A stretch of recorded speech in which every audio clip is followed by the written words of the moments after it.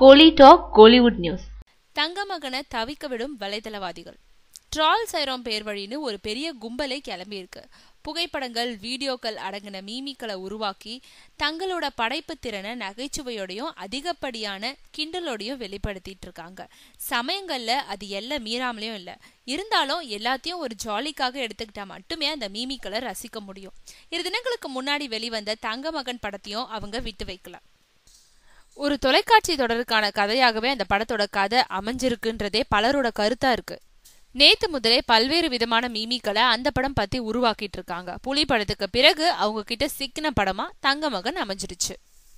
ஒரு பக்கம் ட்விட்டர்ல படத்தை பத்தி பாராட்டி மட்டுமே பதிவிடும் ரசிகர்களோட ட்வீட்டுகளை தனுஷ் உடனுக்குடன் ரீட்வீட் செஞ்சிட்டு இருக்காரு. இப்படி செட் செஞ்சு படத்தை விளம்பரப்படுத்துறது தான் மார்க்கெட்டிங்கா இப்போ இருக்குதுன்னு கோலிவுட்லயே நல்ல படம் எடுக்கும் சிலர் கோச்சிக்கிறாங்க.